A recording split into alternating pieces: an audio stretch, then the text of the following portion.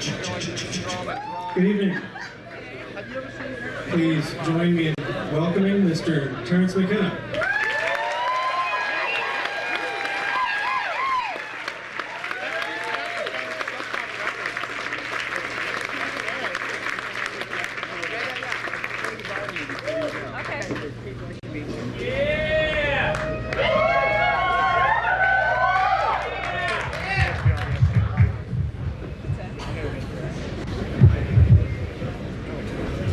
How's that?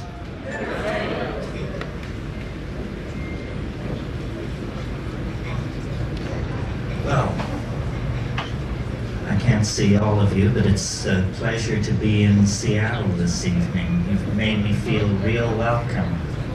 Thank you.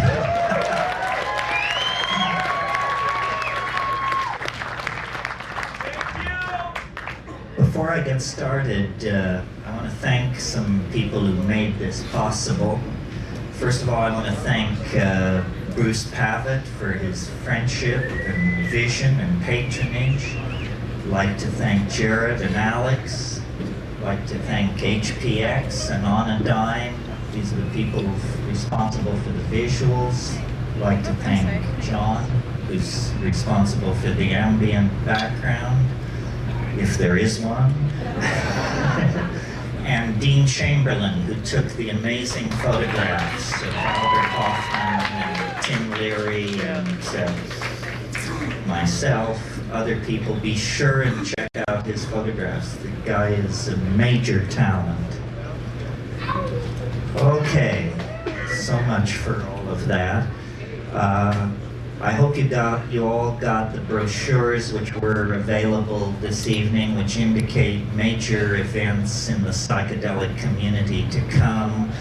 One in Mexico that's become legendary over the years, and one dedicated to psychedelic artists that will occur in Hawaii this September, that is a new experiment in an effort to expand the dialogue on psychedelics, to bring artists out of the closet and to force a confrontation on the issue of the impact of psychedelics on creativity.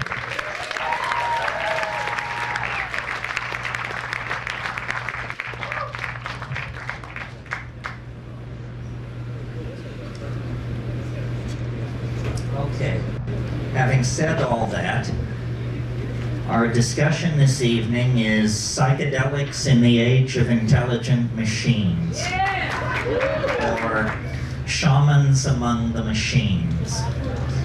And I wanted to talk about this simply because these are two of my great loves, and so I assume, being monogamous, they must be one love. So how to build intellectual bridges between these two concerns, which seem so different. As far as people and machines are concerned, it was Ludwig von Bertalanffy, I think, who said in his book General Systems Theory, he said, people are not machines, but in every opportunity where they are allowed to behave like machines, they will so behave. In other words, we tend to fall into the well of habit. Though the glory of our humanness is our spontaneous creativity, we too, as creatures of physics and chemistry, of memory and hope, tend to fall into repetitious patterns. And these repetitious patterns are the death of creativity. They diminish our humanness. They diminish our individuality, make each of us somehow like cogs in some larger system. And we associate this cog-like membership in larger soulless systems with the machines that we inherit from the age of the internal combustion engine, the age of the jet engine. You know, Marshall McLuhan said we navigate our way into the future like someone driving who uses only the rear view mirror to tell them where they're going. It's not a very successful strategy for navigating into the future. So I made a number of notes on this matter of psychedelics and machines. To me, the connecting bridge, well, there are many, but the most obvious one is consciousness expansion. After all, psychedelics, before they were called entheogens, before they were called hallucinogens, before they were called psychedelics, they were simply called consciousness expanding drugs. Good phenomenological description of what they do.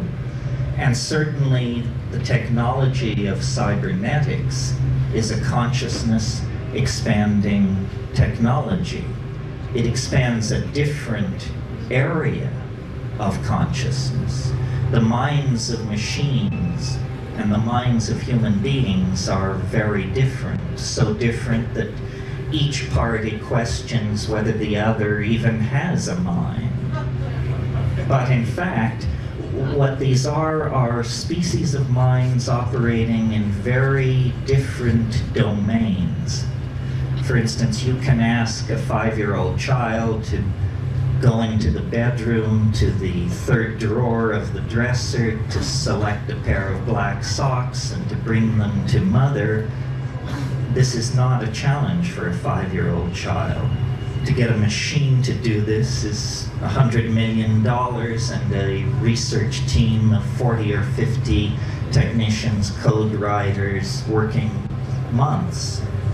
On the other hand, if you ask a person for the cubed root of 750,344, much head-scratching results. A computer is utterly undaunted by that question.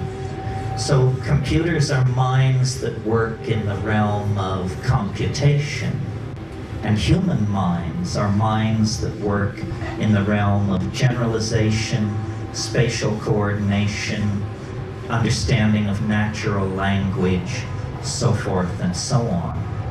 Are these kinds of minds so different from each other, pilgrims, that there is no bridge to be crossed? I would submit not. That in fact the bridge between the human mind and the machine mind is symbolic logic, mathematics.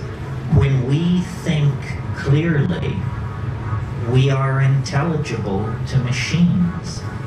People who write code know this, that the essence of making yourself clear to a machine is to think clearly yourself. The machine has no patience for the half-truth, the analogy, the semi-grasped association. For the machine, everything has to be clear. Everything must be defined. So that's the commonality between minds and machines of the calculating species. What are the common bridges between psychedelics and these machines? Well, to my mind, this is an easier bridge to gap. Both computers and drugs are what I would call function-specific arrangements of matter. And as we develop nanotechnological abilities as we move into the next century, it will be more and more clear that the difference between drugs and machines is simply that one is too large to swallow. And our best people are working on that. You know, nanotechnology is a very hot buzzword at the moment, an unimaginable dream of building machines and small objects up atom by atom, perhaps under the control of long-chain polymers, running forms of pre-programmed software of some sort. It's all very razzmatazz, very state-of-the-art, but in fact, pharmaceutical chemists have been working in the nanotechnological realm for over 100 years. I mean, when you synthesize molecules out of simpler substrate, specifically to have a conformational geometry that matches something going on in the synapse of a primate, a human or a monkey or something like that, you are working at this nanotechnological level. Both the psychedelic and the new computational machines represent extensions of human function. And this is really close to the nub. It locks in with the concept of prosthesis. The drugs, the psychedelic substances, the shamanic plants are forms of prosthetic devices for extending the human mind, the human perceptual apparatus into hidden realms or inaccessible realms. Similarly, the machines, by allowing us to model, calculate, and simulate very complicated multivariable processes, extend the power of the human mind into places it could never dream of going before. And part of what seems to me very real about being a human being and inheriting 10,000 years of human history is the complexity of the inheritance and the growth of that complexity. 1,000 years ago, an intelligent human being could actually dream of mastering the entire database of Western civilization. Read all the classic authors, read the Bible, and you're closing in on it around AD 1000. Now the notion of any single human being assimilating even a small portion of the database of this civilization is inconceivable. So machines which filter, which search, which are guided by human intent, that's part of the story. The other part of the story are boundary-dissolving states of ecstasy in which all the factoids of the culture are thrown up for grabs. The deck is reshuffled, synchronicity rules, and out of that steps visionary understanding, breakthrough, integrative breakthrough under the aegis of psychedelic intoxication. So, prosthesis for the human mind, and with the advent of virtual realities of various sorts and that kind of thing, prosthesis for the human body. And I'm very keen on sort of the under-the-table effects of these things. In other words, I'm a full-going, full hard-charging McLuhanist. And I really believe that the strengths and weaknesses of the world we've inherited are strengths and weaknesses put there by print and by the spectrum of effects, which McLuhan called the Gutenberg galaxy, the spectrum of effects spun off from print. And if you're not used to thinking in McLuhanist terms, it may not seem immediately obvious to you that phenomenon as different as the modern notion of the democratic citizen, the modern notion of interchangeable parts on an assembly line, the modern notion of conformity to canons of advertising. These are all spectrums of effect created by the linearity and the uniformity of print. It actually, in the late 15th century, reconstructed the medieval psyche into its proto-modern form. And we have lived within that print-constellated cultural hallucination for about 500 years, until the advent of various forms of electronic media in the 20th century. McLuhan talked about radio, he talked about television. He didn't really live to see the internet. The notion that keeps occurring to me as I watch all this is that print was uniquely capable of creating and maintaining boundaries more than any other form of media ever created. It was a boundary-defining form of media. It proceeded linearly. It required literacy, which had implicit in it the notion of a very stable, advanced sort of educational system. Print was a creator and a definer of cultural boundaries. And the new electronic media are not, and neither are the psychedelics. This is why I proposed in a book of mine called The Archaic Revival, the idea that the values of the archaic, of the high Paleolithic, values of community, ecstasy, relating to life through rhythm, dance, ritual, intoxication, that these values, which seem so archaic, are in fact destined to play a major role in the future as print fades. Print, just a convulsive 500-year episode in the Western mind that opened that narrow window that permitted the rise of modern science, modern mathematical approaches to the analysis of nature, and then obliterated its own platform, its own raison d'etre, by allowing the growth, the appearance of the electronic technologies. And my sort of supposition about all this, I'm not an apocalyptarian or a pessimist. I may be an apocalyptarian, I'm not a pessimist. I think that this is all very good.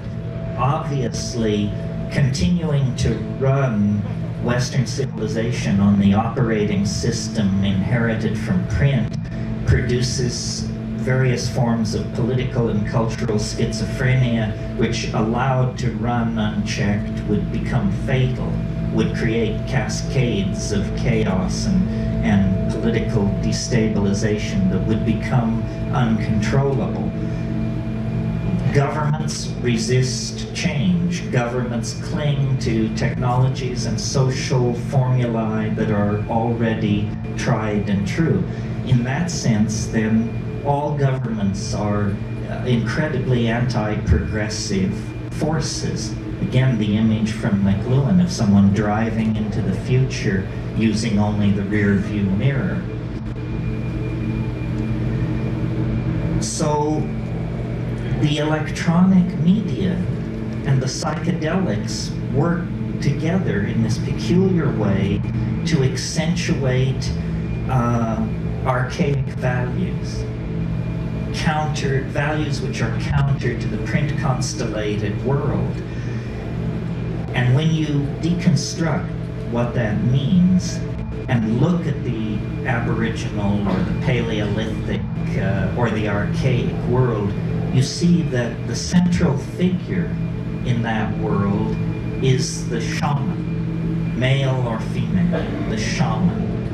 And the shaman is like a designated traveler into higher dimensional space. The shaman has permission to unlock the cultural cul-de-sac of his or her people and go behind the stage machinery of cultural appearances, and has permission, collective permission, to manipulate that stage machinery for purposes of healing.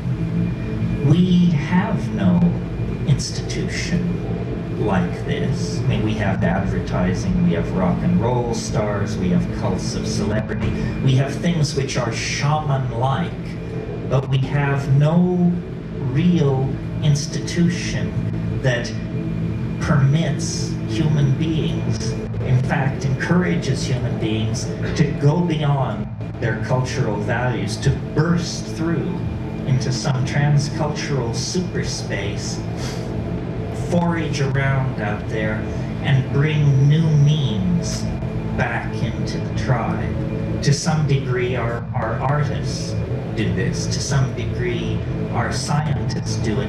But it's all hit and miss. It's all willy-nilly. And once achieved, it must be swept under the rug in the service of the myth of method, that somebody was following somebody else's work, or somebody was applying a certain form of rational or logical analysis, and that led to their breakthrough.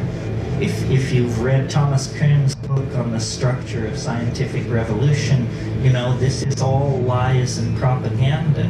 The real story of science is that it's a series of revelations, brilliantly defended by people whose careers depended on the brilliant defense of those revelations.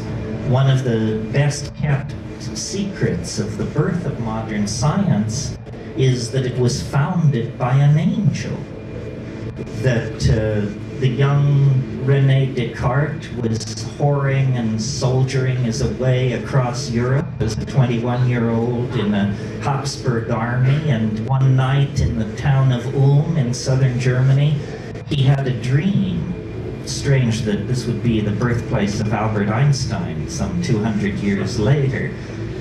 But Descartes had a dream, and an angel appeared to him in the dream, and the angel said, "The conquest of nature is achieved through measurement and number." And he said, "I got it, modern science, I'll go do it." And he did.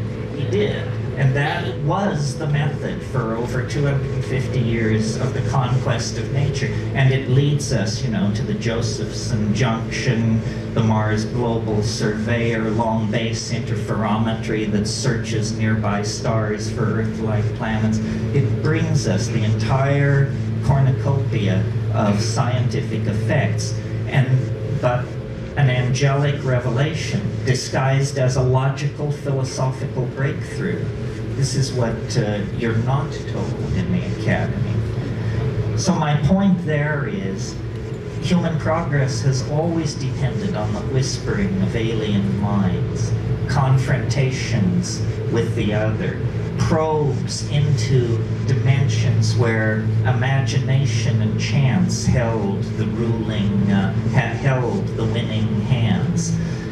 So the shaman, as a paradigmatic figure, is applicable both in the Aboriginal social context and in the present social context. The Skywalker, the one who goes between, the one who passes outside of the tribe and then returns with means, insights, cures, designs, glossolalia, technologies, and re-fertilizes the human family by this means. It's irrational, but it's how it actually happens, and it's how it's always happened, and it may very well be the only way that it can happen. This cultivation of the irrational, this flirtation with the breakdown of boundaries. So now, in our nuts and bolts technological progress, we have somehow created technologies which are very friendly to our social values, in that these technologies can be bought, sold, licensed, upgraded, all things which we understand. But these technologies are acting on us in the same way that psychedelic drugs do, but more profoundly, more generally, and more insidiously, because their effect is not understood, or if it is understood, it's not discussed. And so in a way we have come into a kind of post-cultural phase. All culture is dissolving in the face of the drug-like nature of the future. Its music, its design, indeed the very people who will inhabit it appear to be the most switched on, the most chance-taking, the most alive, of the entire tribe. People who feel the beat, people who are not afraid to take chances, people for whom these technologies have always been very natural. Machines are central to the new capitalism, the information transforming technologies. And in fact, one of the strange things that is happening is every move we now make in relationship to the new technologies redefines them at the very boundaries where their own developmental impetus would lead them toward a kind of independence. In other words, we talk about artificial intelligence. We talk about the possibility of an AI coming into existence, but we do not really understand to what degree this is already true of our circumstance. In other words, how much of society is already homeostatically regulated by machines that are ultimately under human control, but practically speaking are almost never meddled with. The world price of gold, the rate of petroleum extraction and other base natural resources, how much of these things is on the high seas and in the pipeline at any given moment, how much electricity is flowing into a given electrical grid at any moment, the distribution and the billing of that electricity. All manufacturing and inventory processes are under machine control. So in other words, the larger flows of energy, capital, and ideas already have a kind of autonomous life of their own that we encourage because it makes us money, it makes our lives smoother, it empowers us. It's a symbiotic relationship of empowerment. Even in the matter of the design of these machines, once, human engineers would work from a set of performance specs, and they would design a chip to meet those specs, and the architecture would be put in place by human engineers. Now a machine is told, here are the design specs, design the architecture to satisfy the specs, and when that is done, the chip is manufactured. The actual design of the thing is in the hands of machines. So these machines are, McLuhan once said of human beings, he said, we are the genitals of our technology. We exist only to improve next year's model. Well, appears that they're phasing us out of this ignominious role as well as every other role. Oh, let's see here. So being an optimist, that's where I was, yes. How to make gold out of this situation. In other words, how to see this as a natural and positive unfolding of the planetary adventure. And for some of these ideas, I'm indebted to Michael DeLanda, who wrote a book called 1,000 Years of Non-Linear History, and I highly recommend it. He didn't say what I'm about to say. I'll take credit and blame for it, but the book gave me the idea. When you stand off and look at human beings and their technologies, it's very hard not to notice that from the very moment that we have a technology that can be distinguished from chimpanzees pushing grass stems down anthills or digging with sharpened bones or something like that. But the minute you get past that, our technologies have always involved the materials of the earth. What agriculture itself is a different way of relating to the earth. Nomadism, which preceded it, was a seasonal wandering very lightly over the earth. And at some point, the deep fertile soil of the river valleys that were encountered in these nomadic wanderings were recognized as potential sources of food if cultivated, if treated through a certain set of technological methods. So that early technology is defined by a new relationship to the materials of the earth itself. And it's quickly followed, because agriculture is so successful as a strategy for food production, it's quickly followed by city building and the establishment of sedentary populations, because you can't carry your surplus with you if you're an agriculturalist. So great is the physical volume of it. Cities, and at the very early establishment of these populations in the Middle East, you get the first traces of metallurgy, the working of metals, the alloying of metals, the tinting of base metals with more precious metals. This process of ever more finely refining and fabricating the materials of the earth proceeds in an unbroken series of processes and steps right up to the latest 500 hertz chip or megahertz chip. It proceeds right up to the most modern computational machinery. So I once heard someone say that plants were something that animals had been invented by plants to move them around, which, from an evolutionary point of view, you can see that this is a kind of truth. And many plants hitchhike around on animals, and no animal has been more prolific in the spreading of plants than the human animal. I mean, we call it ecosystemic disruption, but what it really is ecosystemic homogenization. I live in Hawaii, for example.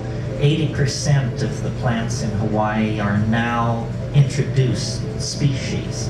Almost none of the plants that were pre-conquest on the western coast of North America exist anymore. They have been supplanted by much tougher, more tightly evolved Mediterranean plants that had known the presence of grazing animals for millennia. So these flora are constantly being changed. Human beings move plants around.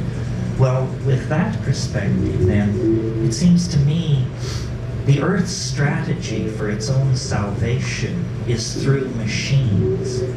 And human beings are a kind of intermediary catalytic step in the rarefaction of the Earth. The Earth is involved in a kind of alchemical sublimation of itself into a higher state of morphogenetic order. And that these machines that we build are actually the means by which the Earth itself is growing conscious. You know, if you study embryology, you know that the final ramification, the final spread and thinning out of the nervous system happens very suddenly at the end of fetal development. And I don't know if you've been paying attention, but in the last 10, 12 years or so, a very profound change has crept over our household appliances. They've become telepathic. So while we were arguing about the implications of the internet for e-commerce or what have you, all of these passive machines, previously used for playing Pong and word processing, became subsets of a planetary node of information that is never turned off, that endlessly whispers to itself on the back channels, that is endlessly monitoring and being inputted data from the human world. And we should know, because concomitant to the development of all this technology, chaos theory, non-equilibrium thermodynamics, the work of Eric Jantsch, Emilia Prigozhin, and Ralph Abraham, and Stuart Kaufman, all these people who worked in complexity theory and perturbation of large-scale dissipative structures, these people have secured that complex systems spontaneously mutate to higher states of order. This is counterintuitive if you're running physics 19th century style as your OS. But if you're actually keeping up with what's going on, there is nothing miraculous about this. All kinds of complex systems spontaneously mutate to higher states of order.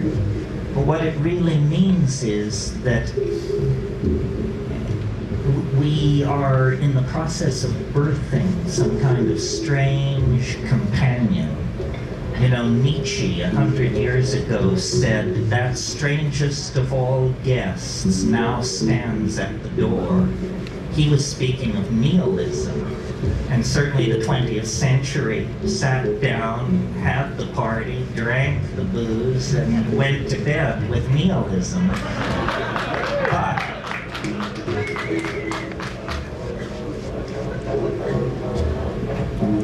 now a stranger guest stands at the door, and it is the AI, denied as a possibility as recently as 10 or 15 years ago in books like Hubert Dreyfus's What Computers Can't Do.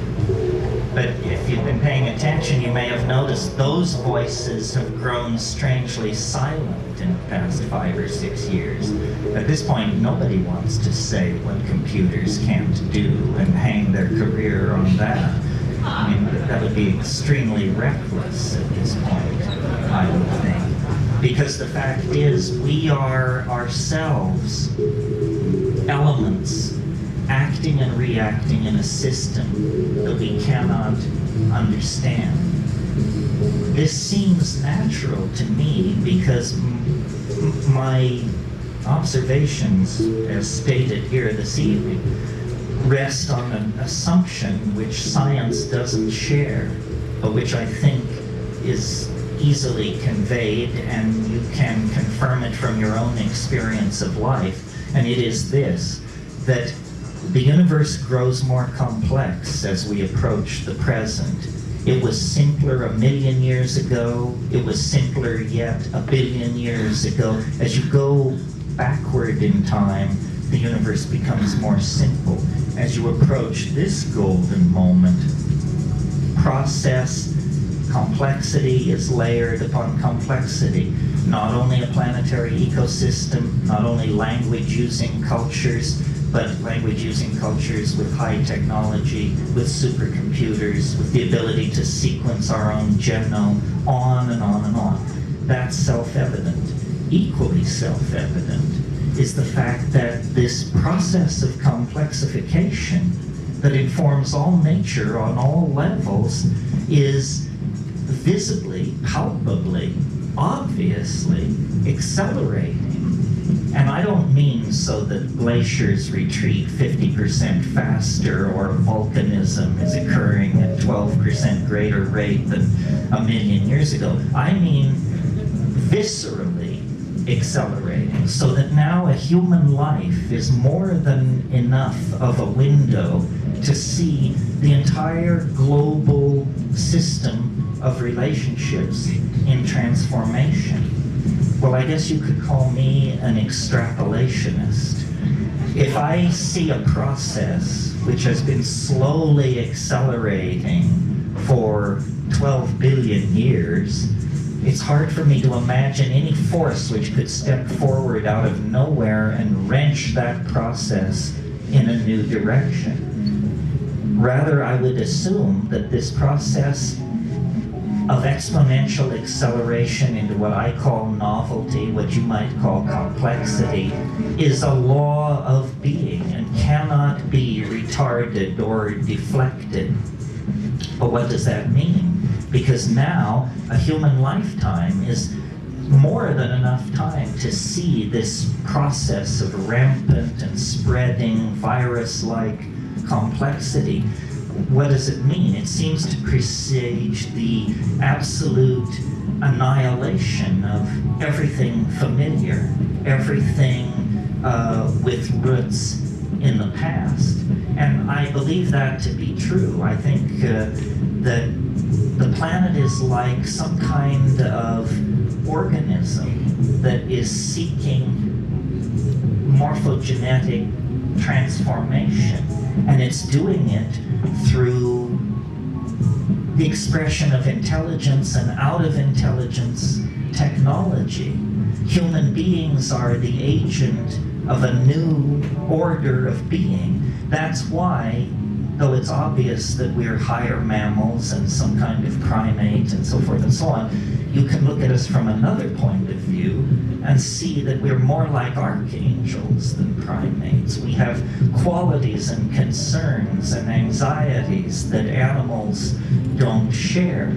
We are mercurially suspended between two different orders of being, and our technologies, our fetishes, our religions, and my definition of technology is sufficiently broad that it includes even spoken language. All of our technologies demand, push forward toward, and make inevitable their own obsolescence. So we are like caught in an evolutionary cascade. And people say, well, if the AI were to break loose, what would it look like? What would it be? Where does humanity fit into the picture? It's a little hard to imagine.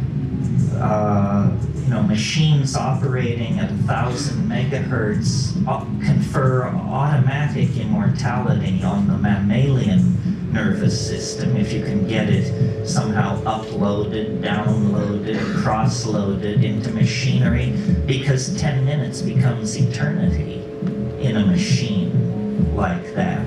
So a kind of false or pseudo-immortality opens up ahead of us as a kind of payoff for our devotion to the program of machine evolution and machine intelligence.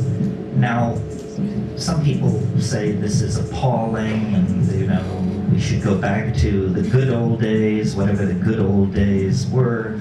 To me, it's exhilarating, exciting, psychedelic, beautiful. It means that the human form, the human possibility is in the process of leaving history behind. History is some kind of an adaptation that lasts about, pick a number, 10,000, 15,000, 20,000 years, no more than that. Well, what is 20,000 years in the life of a biological species? We know that there were Homo sapiens sapien types 200,000 years ago. So history is some kind of an episodic response to a certain set of cultural dilemmas, and now it's ending. And print created a number of ideas which now have to be given up. Ideas like the distinct nature, the distinct and unique nature of the individual, the hierarchical, the necessary hierarchical structuring of society. All of these things are going to, if not have to be given up entirely, dramatically modified, because the illusion that the self has simple location is now exposed. The self does not have simple location. This is why you are your brother's keeper. This is why we all are responsible for each other. The idea that what happens in distant parts of the world makes no claim on my moral judgment or my moral understanding is wrong. The world, as revealed by quantum physics, as revealed by electronic experience, is what Leibniz called a plenum. It's all one thing. It's all connected. It's all of a part. So then I also wanted to point out that I mentioned earlier this thing about prosthesis and how the machines were prosthetic devices, extending human consciousness somewhat like psychedelics. That's the equation from a human point of view. But what is also equally true is that we are prosthetic devices for these machines. We are their eyes and ears in the world. We provide the code. We provide the constraints. We build the hardware. It is a relationship of mutual benefit.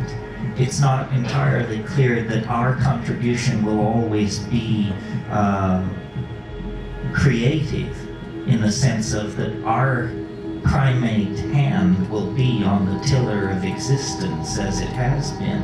But certainly we are part of this equation of transformation that is making itself felt. And I think the distinction between flesh and machinery, which is easily made now, will be less easy to make in the future. As we migrate toward the nanotechnological domains, the methodologies of production become much more like the processes of biology.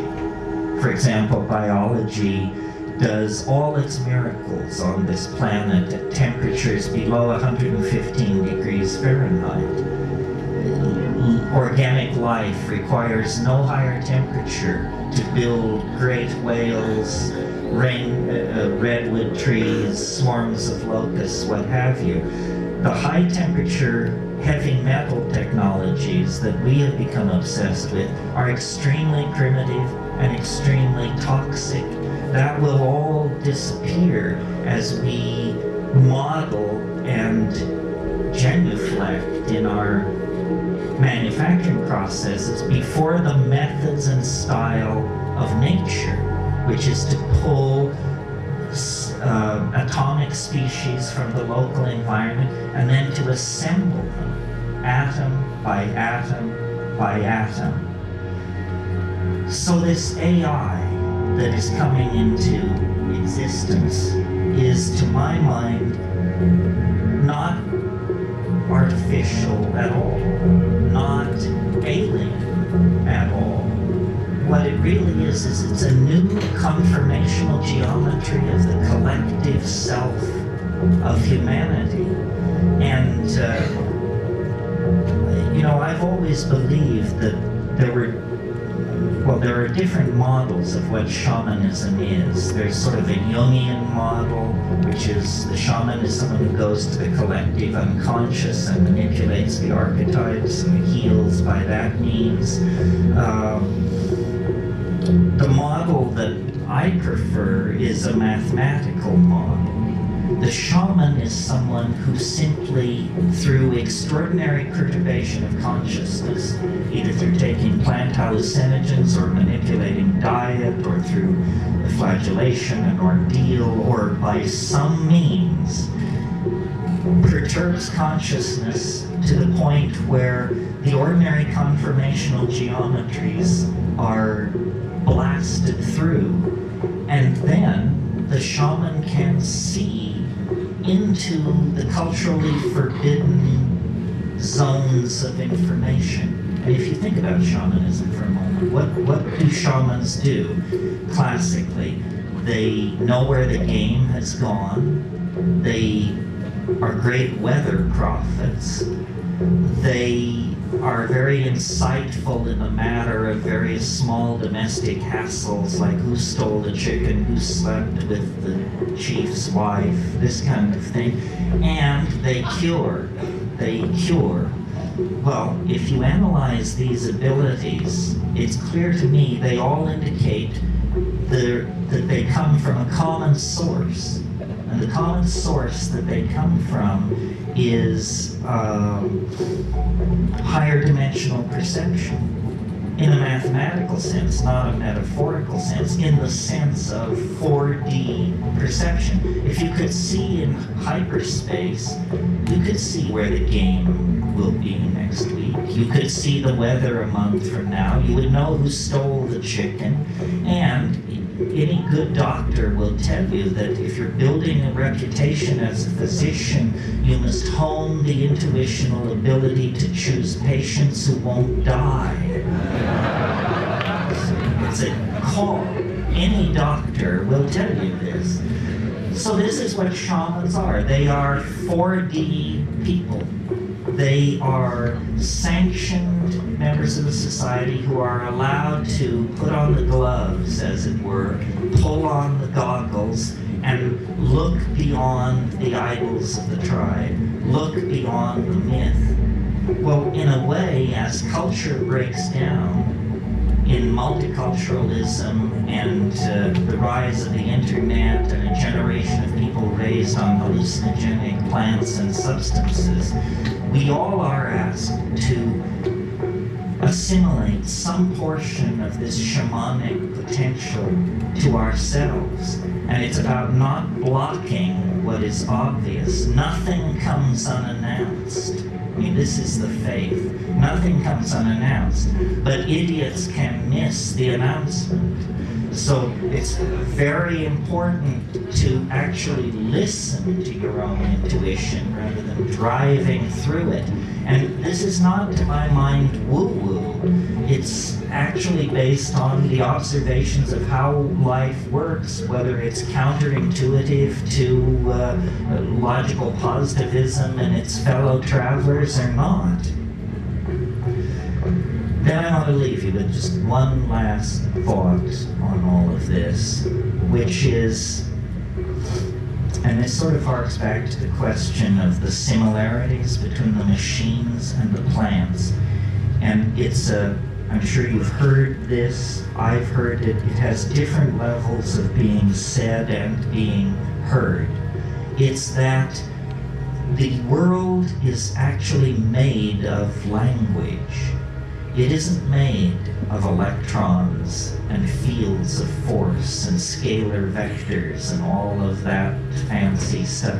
The world is made of language. The word is primary, more primary than the speed of light, more primary than any of the physical constants that are assumed by science to be the bedrock of reality. Below that, surrounding and enclosing all those constructs of science is language, the act of signifying. And, you know, virtual reality is a very sexy, new sort of concept as normally presented. Machine-sustained immersive realities that trick your senses into believing you're in a world that you are in fact not in. But in fact, the entire enterprise of civilization has been about building these virtual realities. The first virtual realities were at Ur and Shanandar and Çatalhöyük and Jericho.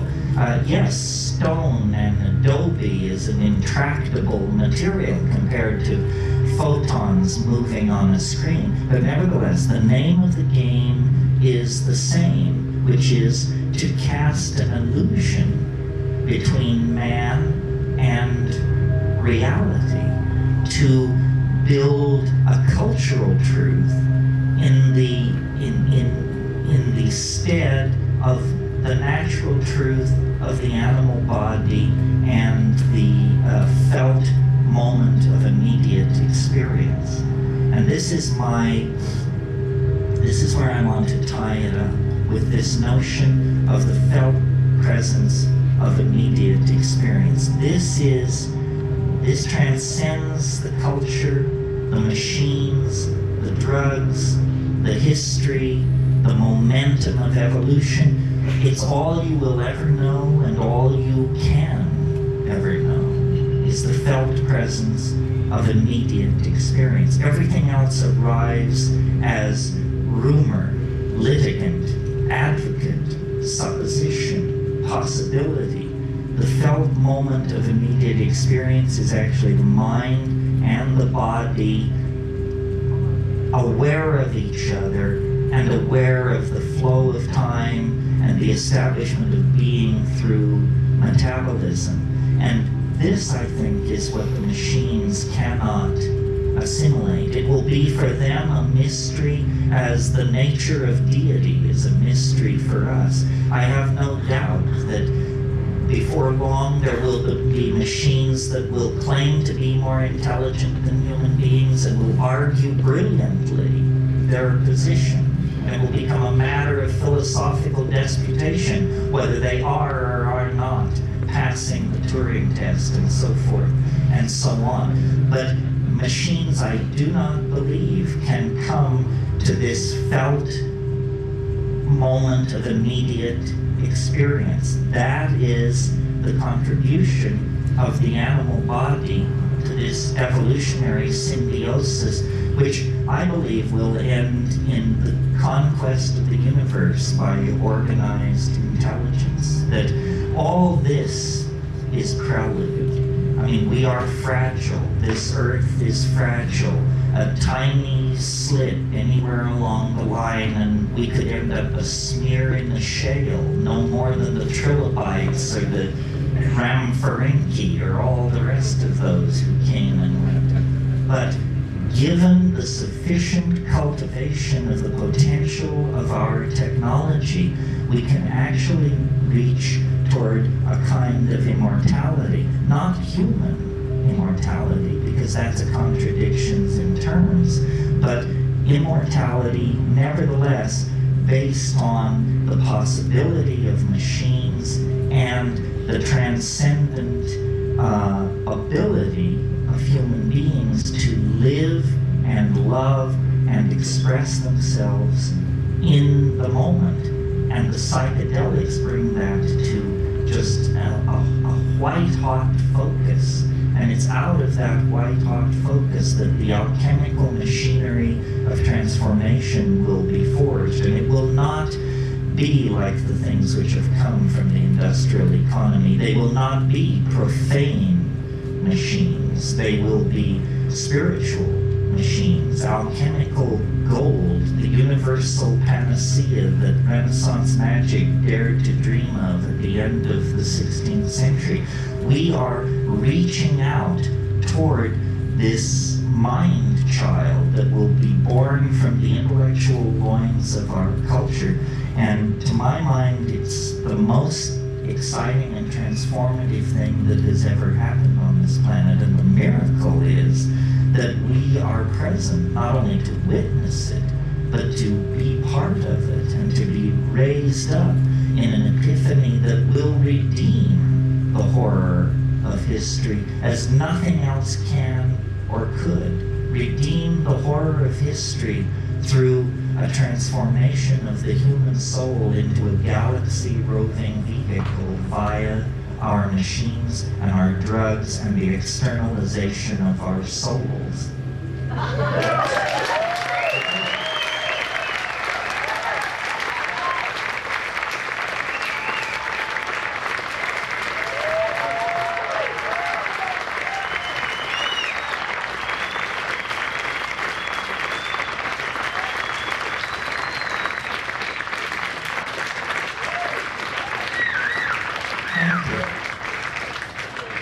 There could have been more jokes. You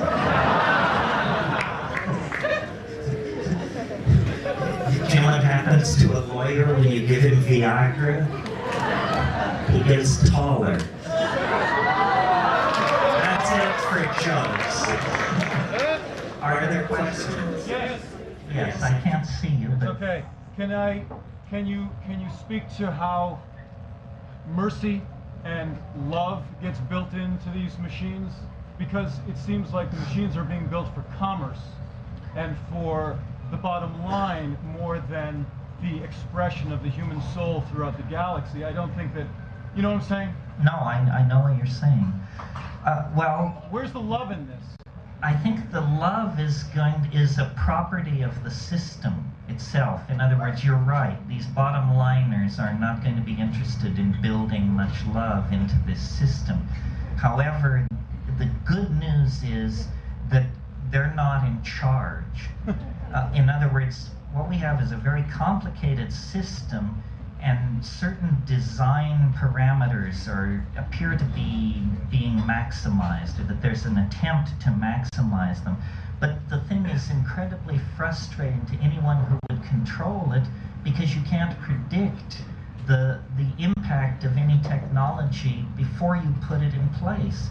So, for example, two things are charged against the internet: that it's disensoling, dehumanizing, and yak, and that it promotes pornography, anonymous sexual shifting of identity, and on and on and on. Well, which is it? You know, is it this messy, sloppy, autoerotic, erotic, collectivist kind of thing? Or is it disensoling, disempowering, cold, so forth and so on? I think the answer is it's all and everything. This question about the AI is very interesting to me, and if it's interesting to you, you should read Hans Moravec and Kurzweil and these people on this subject.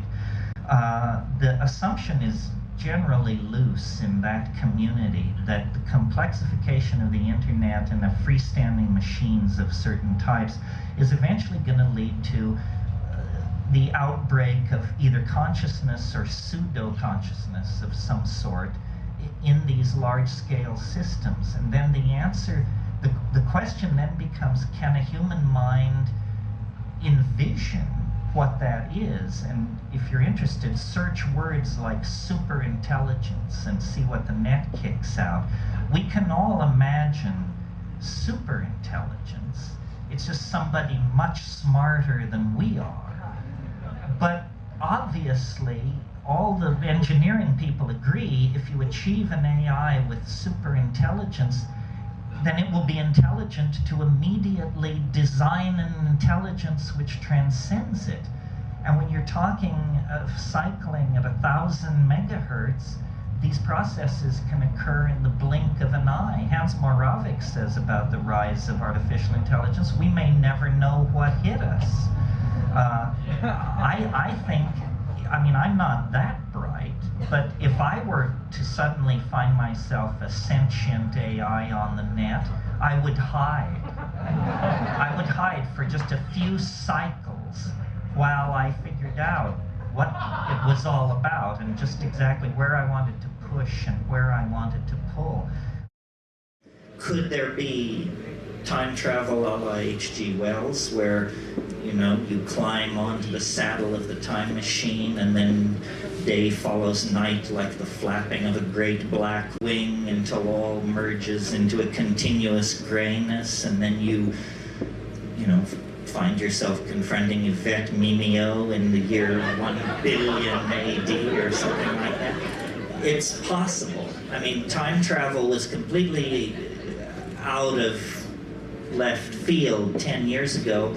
In the last 18 months, there have been hundreds of articles of time travel in Physical Review and other places. There are even schemes for time travel that would work.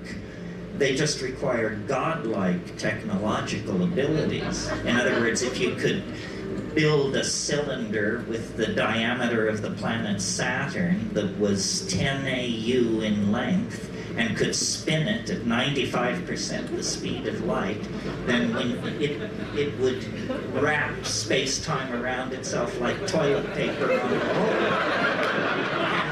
As you traveled up the transverse dimension, you would find yourself traveling in time. Kurt Gödel showed this in 1949, and that paper has been lying around.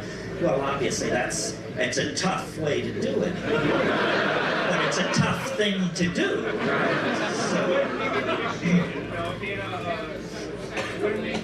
his 7-second delay. Yeah, well, they're working on that. Somebody over here. Here, just a minute. This way. And then you. Yeah. Speak. Blend with the machine to our higher evolved form as more presenting paradigm. I want to know what parts of humanity you see as the most worthwhile parts that are maintained in that virtual reality. Well, you know, in William Gibson's fiction, The AI Wintermute, I think it was called, it was fascinated by human art. And it built collages in its spare time. And these collages began to turn up in various art galleries and exhibitions. And they had such a touch, such a elan, that someone in the plot follows it all to its source. I think human creativity is the thing that will be most interesting to the machines. In my darker fantasies, they just, you know, eliminate everybody who can't code C++ as being, you know, some kind of redundant mutation, and then everybody who can code C++ is placed in Tahiti and sends their work down the pipeline to the machine world beyond. I really think that we have a very, dare I say it, mechanistic view of what machines are. For example, so say there were a super intelligent machine and say it were your friend. Well, if it were really super intelligent, then it ought to be able to just make your life heaven itself. In other words, without you giving it any input whatsoever, it should be able to arrange for you to find $50 bills lying on the street, old friends encountering you, promotions coming your way. Because the real thing that machines can do, I think, is manage complex processes. And what civilization is 6 billion people trying to make themselves happy by standing on each other's shoulders and kicking each other's teeth in. It's not a pleasant situation. And yet, you can stand back and look at this planet and see that we have the money, the power, the medical understanding, the scientific know-how, the love, and the community to produce a kind of human paradise. But we are led by the least among us, the least intelligent, the least noble, the least visionary. We are led by the least among us, and we do not fight back against the dehumanizing values that are handed down as control icons. This is something, I mean, I don't really want to get off on this tear because it's a lecture in itself, but culture is not your friend. Culture is for other people's convenience and the convenience of various institutions, churches, companies, tax collection schemes, what have you. It is not your friend. It insults you. It disempowers you. It uses and abuses you. None of us are well treated by culture. And yet we glorify, you know, the creative potential of the individual, the rights of the individual. We understand the felt presence of experience is what is most important, but the culture is a perversion. It fetishizes objects. It creates consumer mania. It preaches endless forms of false happiness, endless forms of false understanding in the form of swirly religions and silly cults. It invites people to diminish themselves and dehumanize themselves by behaving like machines, meme processors of memes passed down from Madison Avenue and Hollywood and what have you. How do we fight back? It's a question worth answering. Same question as how do we fight back? I think that by creating art, man was not put on this planet to toil in the mud. Or the God who put us on this planet to toil in the mud is no God I want to have any part of. It's some kind of Gnostic demon. It's some kind of cannibalistic demiurge that should be thoroughly renounced and rejected.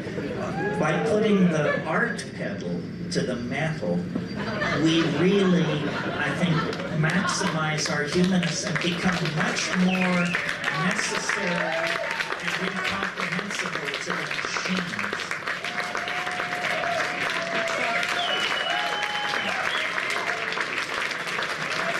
This is what people were doing up until the invention of agriculture. I mean, I'm absolutely convinced that the absence of ceramic and textual material and so forth and so on does not indicate the absence of subtle minds, poetically empowered minds, minds with an incredible sense of humor and irony and community, and that it was the fall into history that enslaved us to the labor cycle, to the agricultural cycle. And notice how fiendish it is.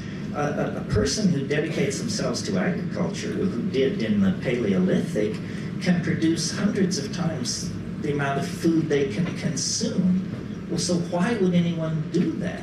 Well, the answer is because you can use it to play power games. You know, you can trade it for wives or land or animals or something like that. And so living in the moment, creating art, probably largely through poetry and body decoration and dance, gave way to toil and predatory social forms of behavior, which we call commerce, capitalism, the market economy, and so forth and so on. That's why, you know, the breakdown of the monolithic structures created by print is permitting a vast proliferation of the cottage industry mentality. The self-employed artist, the hacker who stays home and develops his or her software, people who dare to be independent and slip beyond the reach of these dinosaur-like mechanistic organizations. That's what it's all about. It's all about trying to create a cultural, trying to negotiate a cultural standoff between you and your culture so that it will not put you in the can for the rest of your life, but you can put up with its stupidity. And, you know, we have a very uncomfortable fit on this issue, especially as people like you know who are sophisticated about psychedelics. I mean, this is a society, a world, a planet dying because there is not enough consciousness, because there is not enough awareness, enough coordination of intent to problem, and yet we spend vast amounts of money stigmatizing people and substances that are part of this effort to expand consciousness, see things in different ways, unleash creativity. Isn't it perfectly clear that business as usual is a bullet through the head? That there is no business as usual for anybody who's interested in survival.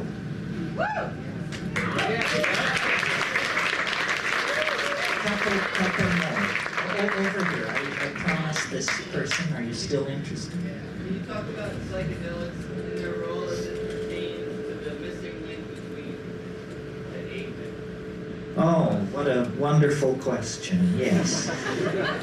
The question is, how do psychedelics pertain basically to the transition from higher primates to human animals? This is my métier because I have a theory to which I am grandly welcome, everyone tells me. But a theory of evolution, and I'll give it to you very briefly, simply this, that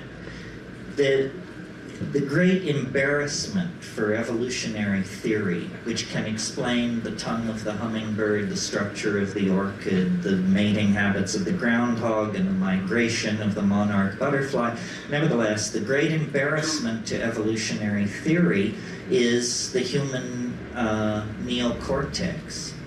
Lumholtz, who was a pretty straight evolutionary biologist, described the evolution of the human neocortex as the most dramatic transformation of a major organ of a higher animal in the entire fossil record. Well, why is this an embarrassment? Well, because it's the organ that thought up the theory of evolution.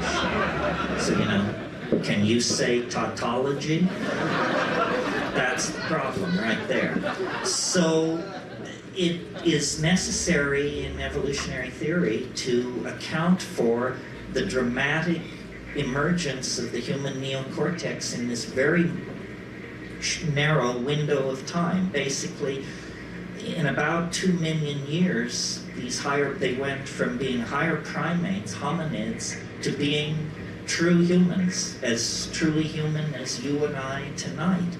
What the hell happened? What was the factor? The Earth was already old. Many hundreds of higher animal forms had come and gone, and the fire of intelligence had never been kindled. So what happened? I think that the answer lies in diet, generally, and in psychedelic chemistry in particular. I think that as the African continent grew drier, we were forced out of the ecological niche we had evolved into, which was we were canopy-dwelling primates, insectivores, complex signaling repertoire, evolutionary dead end. But when we came under nutritional pressure, we were flexible enough, and this is the key to humanness at every stage of its development, our maddening flexibility. Other animal and plant species can't react. We can. Our flexibility, we began to experiment with a new kind of diet and to leave the trees and explore the new environment of the grassland. And evolving concomitantly in the grassland were various forms of ungulate animals, double-stomached animals whose manure is the ideal medium for mushrooms, coprophytic mushrooms, dung-loving mushrooms, many of whom produce psilocybin. Well, I myself in Kenya have seen baboons spreading out over a grassland and notice that their behavior is they flick over old cow pies. Why? Because there are beetle grubs there. So they already had a behavioral vector for nutrition, for protein, that would lead them to investigate the cow pies. Well, in the Amazon, after a couple of days of fog and rain, these psilocybin mushrooms, Stropharia cubensis, can be the size of dinner plates. I mean, in other words, you can't miss it. If you're a foraging primate, you can't miss it. And the taste is pleasant. And psilocybin has unique characteristics, both as hallucinogen and other properties that make it the obvious chemical trigger for higher processes. And I'll run through this quickly for you, but here it is. In very low doses where you wouldn't say you were stoned or loaded or anything like that, but just in doses you might obtain by nibbling as you foraged, it increases visual acuity. In other words, it's like a technological improvement on your vision. Chemical binoculars lying there in the grass. Well, you don't have to be a rocket scientist to figure out if an animal is a carnivorous forager and there's a food which improves its vision, those that avail themselves of that food will have greater success in obtaining food and rearing their children to sexual maturity, which is the name of the game in evolution. So step one, small doses of psilocybin increase visual acuity and food-getting success. Step two, slightly larger doses of psilocybin in primates create what's called arousal. This is what you have after a double cappuccino. In highly sexed animals like primates, you get male erection. So what do you have here? You have a factor which increases what anthropologists without a trace of humor refer to as increased instances of successful copulation. In other words, the animals eating the psilocybin are more sexually active, therefore more pregnancies are occurring, therefore more infants are being born, therefore there is a process which would tend to automatically outbreed the non-psilocybin using members of the population. Step 2 toward higher consciousness. Step 3, you eat still more mushrooms. Now you're not foraging with sharp nor are you horsing around with your opposed gender acquaintances. Instead, you're nailed to the ground in hallucinogenic ecstasy. And one of the amazing things about psilocybin above, say, 5 or 6 grams, a dried material, is it causes glossolalia, spontaneous bursts of language-like behavior under the obvious control of internal syntax. And I believe syntax existed before spoken language, that syntax controls spatial behaviors and body languages and is not necessarily restricted to the production of vocal speech. So there it is in a nutshell. We ate our way to higher consciousness. The mushroom made us better hunters, better survivors. Among those in the population who used it, their sexual drive was increased, hence they outbred the more reluctant members of the tribe to get loaded. And finally, it created a kind of neuroleptic seizure which led to these downloading of these syntactically controlled vocalizations, which became the raw material for the evolution of language. And it's amazing to me, the straight people, the academics, believe language is no more than 35,000 years old. That means it's as basic to human beings as the bicycle pump.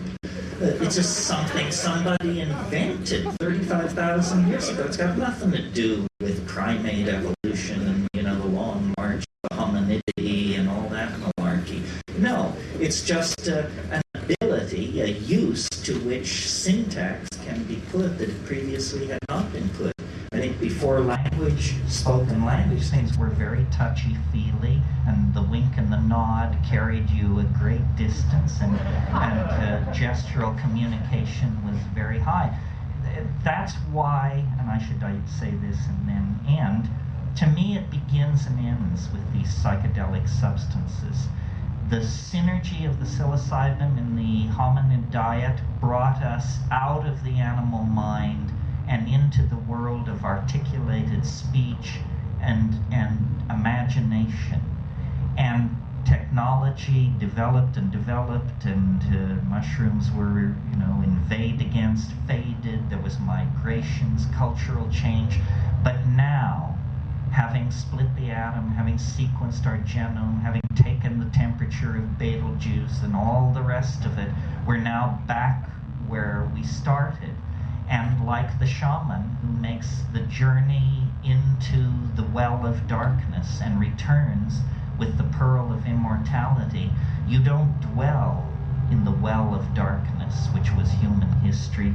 You capture the essence of the thing, which is the godlike power of the shaman smith, the technologist, the demon artificer, the worker of metals, the conjurer of spirits, and you carry that power back out of history, and it's in that dimension, outside of history, that you create true humanness and true community. And that's the adventure that we are in the act of undertaking.